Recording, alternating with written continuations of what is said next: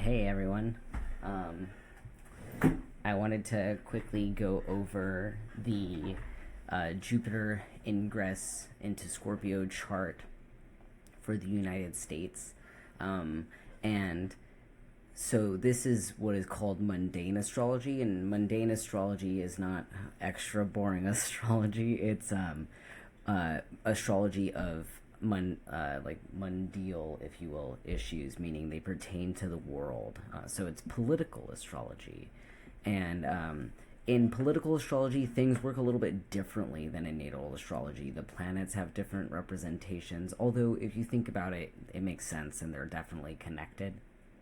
But with that said, it's a little bit easier to have them listed in front of you if you're already an enthusiast of astrology, but maybe don't have all of the keywords or things like that memorized right off the top of your head. So I have these notes listed here on the right. I'll be occasionally referring to them. I might highlight something to make it easier for you to see. And then I've made this chart. So really quick before we move into what we're looking at, let's talk about what it's made out of and what it literally is, as opposed to interpreting it. So this is the chart. I've gotten rid of, if you are an avid astrology person, you'll notice that I've taken out the glyphs and I've replaced them with letters for those who are much newer to astrology, so that way it might be a little bit easier to follow along. So for example, SG is Sagittarius, this is Capricorn, Aquarius, Pisces, as opposed to the glyphs, which are just symbols. And then this next ring right here of letters, these are the planets, asteroids, points, or stars, what have you. So this is the ascendant: Saturn, Pluto, Neptune, Chiron, Uranus, the moon, the MC, the node of the moon, the north node, Mars, Venus, Sun, Mercury, and Jupiter. And I'll use words when I'm referring to these things in the future. I just want to it's much easier to know where we're going if we know where we are in relation to it. So just one last part, these little pie slices right here are representative of what are called houses. A house in astrology represents an area of life, and this is the same in mundane astrology or natal chart astrology. If this were your personal chart, this would be representative of your identity, but if this section right here. But in this chart, it's the mundane chart, so it's more representative of how the entire country perceives itself, and how it sees its health and wellness. All right, so they're numbered here, so we are going to be referring to them as the first house, second house, third house, fourth house, fifth house, and such and so forth. And like I said, I have these notes to delineate what these parts of life mean. The astrology is about overlapping these themes and making a sentence out of this map. Okay, so one of the first things that we want to look at in reading a chart is checking out the ascendant. So here we have the ascendant in Scorpio at 11 degrees. Scorpio is a fixed sign, so immediately what this tells us is that this chart's results will be long term, and that will be working through this for a long time. If say for example, if the ascendant were in Capricorn or Aries, if it were Aries, it might only last a few months. This is because it's Scorpio, this is going to be the entire time that Jupiter is in Scorpio. So for the next 13 months, we're all going to be experiencing this. This is pretty important on a couple of levels. One, because many people my age have Pluto in Scorpio, right? So that means that Jupiter is at some point in time over the next year going to be sitting on that, and Jupiter expands whatever it touches. And so if we know what's going on in the context of Jupiter's story, then we might understand what is helping expand that Plutonian nature in our lives. So what is Plutonian nature? It is transformation through death. It's a little intense. The idea it's your personal trip to the underworld, if you will, on an emotional level. It is how you change by getting rid of something. Pluto is associated with Scorpio, which comes after Libra. Libra is all about what is said and being polite and diplomatic about it. But by virtue of being polite and diplomatic, there are things that are left unsaid. And what Scorpio says is those things are the things you really feel, right? And so in that sense, Scorpio is sort of representative of this obsessive digging for the truth and unearthing everything. It's not about finding one particular piece of the truth like Aquarius can tend to be about. It's about unearthing all of it. It's about bringing everything in the darkness to the light. And so how we go about doing that in our personal lives, whether it be on an introspective level or whether it is, that we encourage other people in our lives to unearth things for us or whatever. However it is that we go about doing that depends on our chart and what relationship with the rest of our planets Pluto has. But it will be important to know that that part of you is going to get triggered over the next year in a potentially monumental way, for better or for worse, likely both, because that's just how astrology works. Every light casts a shadow. Anyway, so let's go ahead and look at Jupiter's story. So in the same way that like a natal chart is your personality chart and it's the story of you, and because it's from the time that you were born, this is the story of what it's going to be like when Jupiter moves through Scorpio. It's the snapshot of this moment's birth. All right? So let's go ahead and officially get started and get out of the explanation zone and look at the ascendant. So we have the ascendant in Scorpio. Scorpio is associated with what planet, like we just discussed? Pluto. So we're then going to look at Pluto in the third house. Oops, I've gotten rid of my notes. I apologize. We're going to look at Pluto in the third house. So Pluto represents anything that is hidden from us. You may have watched my Pluto retrograde video a while back about to pay attention to your pipes and things maybe getting clogged and that causing a need to work around or reroute, especially when there are aspects to Mercury being made. This is also true in the context of our infrastructure, so anything that is beneath the ground, anything that is sort of always going on, but not always necessarily discussed and also not seen. Because Pluto is currently in Capricorn, this might be very literal in the sense that it's a physical thing, but it could also be more figurative in the sense that it is pertaining to the ways in which society has a structure, the skeleton of our social workings, not just the skeleton of our buildings, if you will, or our bodies, right? So Capricorn is pertaining to however it is that we, whatever it is that we give structure to. So with the ruler of the ascendant being in the third house in Capricorn, the driving force of this next year is going to be a huge focus on how there is hidden information, communication, and commerce coming from government driving the country forward. A lot of secrets about how the transactional history, the transactional ancestry of the country will be on its face.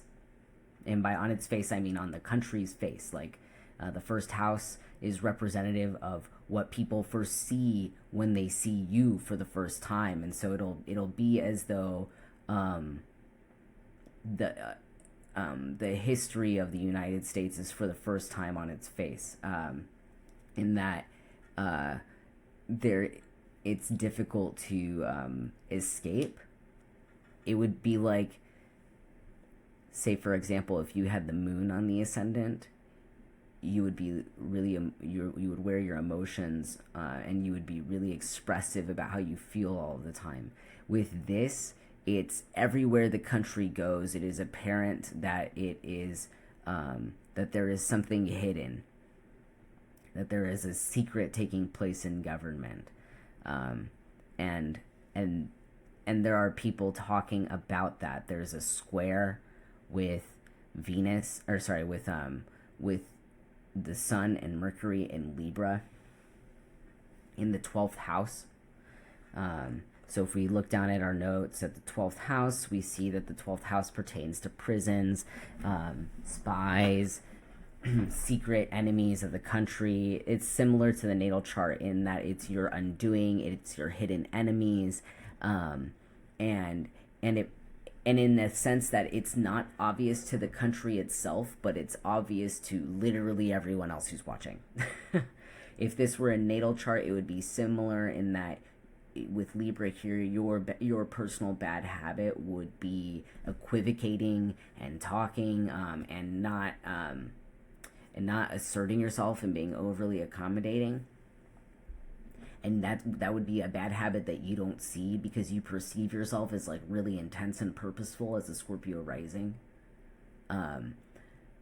But everyone else can see it, and literally everyone else is they're talking about it with you because the Sun is conjunct Mercury. And so in the context of the country, the Sun is Trump, the Sun is politicians. These are people in government. They're also famous people, right? So it doesn't matter what kind of famous people they are. If we perceive them as sort of national treasures, then the Sun is representative of them. Mercury is representative of anyone who communicates as a profession, whether that profession is sales or being an author, a journalist, a news anchor, but it especially pertains to communications.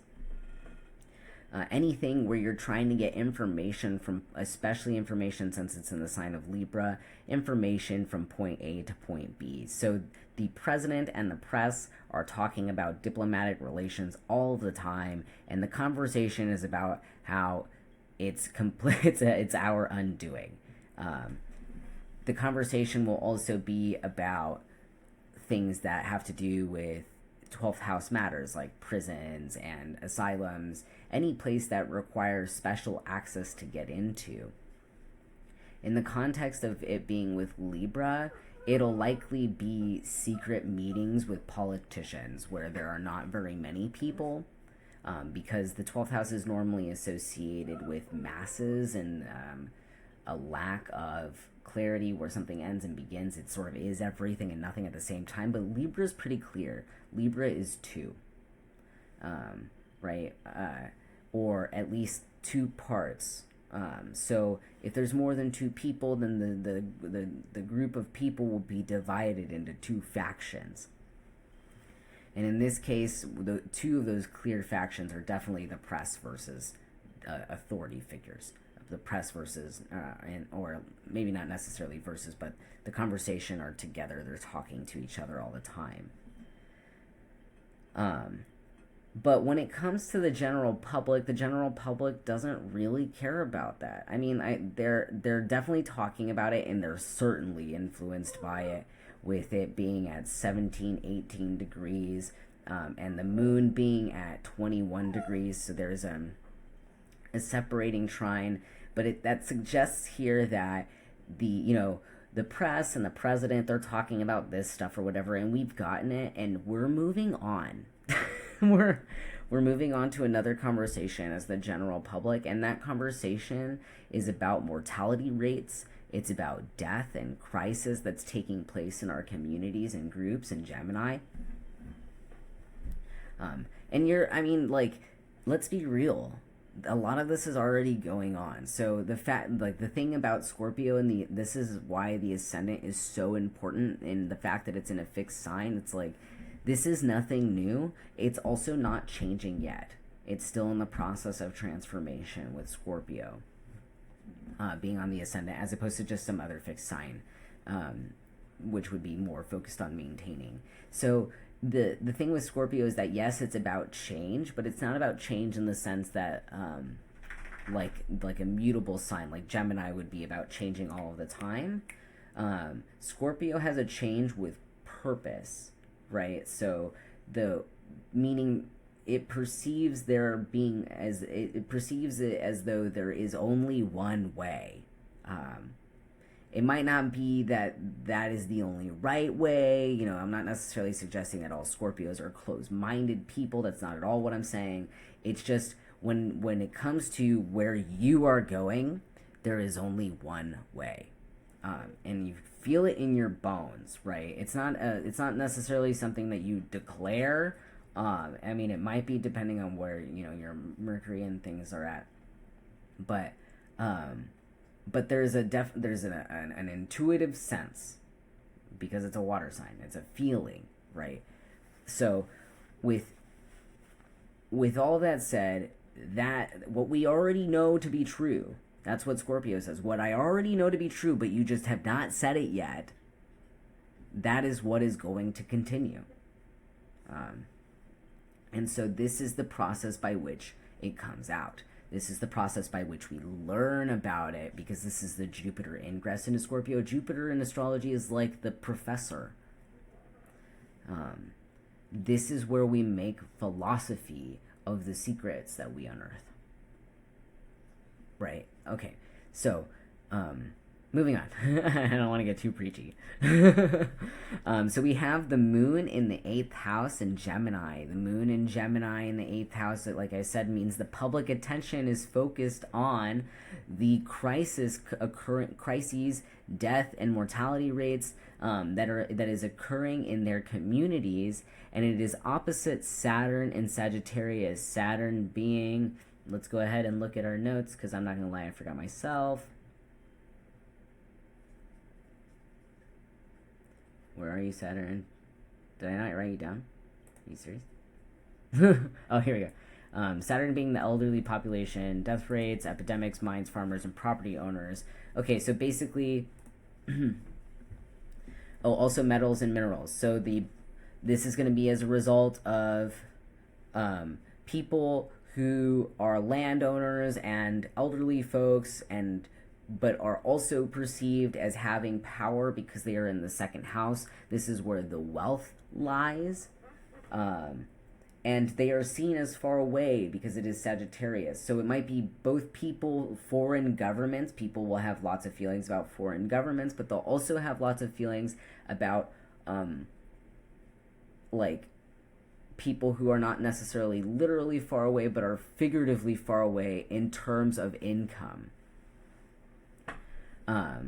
And specifically landowners, again, and old people. That's so the public sorrow will be focused on those things. That's both what Saturn represents. Saturn just generally represents where the public negative attention goes, but in this case, it's also opposite the moon. So it's not just that the public thinks it's bad, it's that the public sees these two groups of people as diametrically opposed, as in, like, they cannot occur at the same time. And this next year is going to be partially about how do we balance those two things, both landowners and older folks, especially foreign older folks, and also energy industries around coal and whatnot. How do we balance that and the needs, the moon, the needs of the community, Gemini, and how they're not being met, and it's resulting in a crisis, 8th house. There are some issues at play feeding into this dynamic, and one of those issues two of those issues are war and women's issues, with Venus in Virgo in the 11th house. Soldiers are tired of being of service, in the sense that they might feel victimized when they come back, so like veterans. And then also women are tired of being of service. They are suffering as a result of their service, with Mars and Venus conjunct opposite Chiron in the fifth house. The fifth house can also be representative of, like, both of these characters can represent sort of famous folks in the sense that Venus is like the arts and entertainment, and Mars is soldiers, and lately we've been paying a lot of attention to generals and things like that. Pugsley, stop being crazy. Thank you. So the fact that this is happening in the 11th house means that it's like part of the country's networking process. So these are big players, these are public players, but it's impacting the private perception of itself. And so both in the sense that people in public service, Virgo in the 11th house, are embarrassing the way that the country perceives itself as expressing itself. It's opposite Chiron, and both the 5th and the 11th house axis has a desire to be accepted. But in addition to that,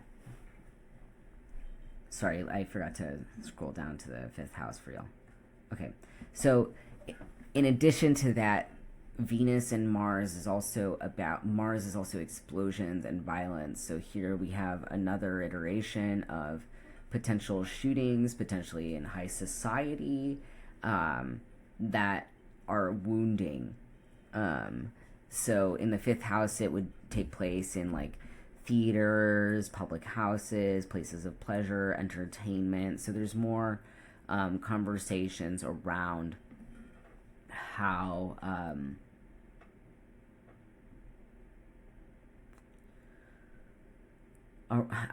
that's hurting people, and how we need to heal, and what do we need to heal, and what does that even look like. The problem is that in these same parts of society with Neptune there, that's also where a lot of fraud is taking place, a lot of illicit behavior is taking place, where a lot of, and so there's not much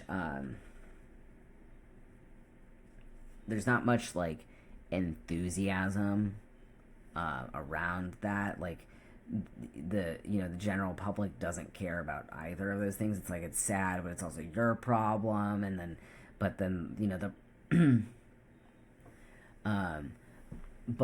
folks in the arts and soldiers and things like that are like, no, it's everyone's problem. And then the moon is like, no, it's the government's problem, and the government says, no, it's your problem, and it's and it's the problem of the people who don't work, who just play, the quote-unquote healers of the world, or whatever, those freeloaders or whatever, with Chiron squaring Saturn in Sagittarius. All those different people who do things differently, who express themselves differently, but also express themselves in such a way that they desire to be the same. The servers and the socialists, Pisces, Virgo, public servants, it's all of your fault. It's all your problem. So with the 6th house and the 1st house being forming this interesting opposition, it is a separating aspect between Jupiter and Uranus. Uranus represents riots, and it's in the Aries, and so there is a desire for